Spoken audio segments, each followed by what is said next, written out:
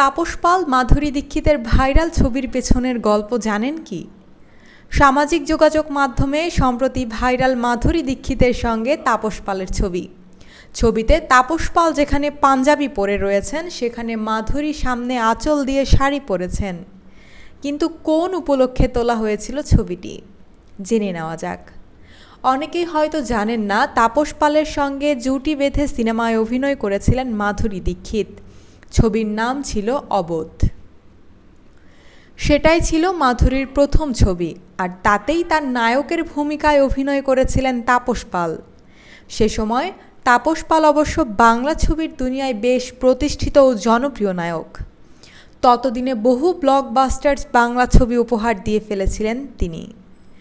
তবে আবার অবোধ দিয়েই বলিউডে অভিষেক হয় তাপস পালের। অবোধ মুক্তি পেয়েছিল 1984 সালের 10ই আগস্ট। হিরেন নাগ পরিচালিত এই ছবি রাজশ্রী প্রোডাকশনের ব্যানারে তৈরি হয়।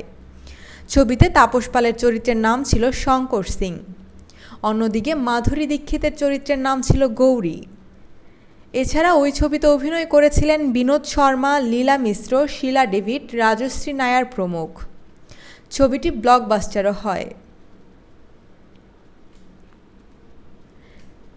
এটাই মাধুরীর প্রথম সিনেমা।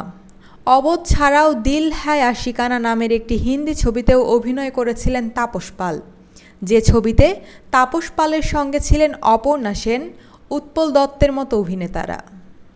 2020 সালের 18 ফেব্রুয়ারি হৃদরোগে আক্রান্ত হয়ে তাপস পালের মৃত্যু হয়।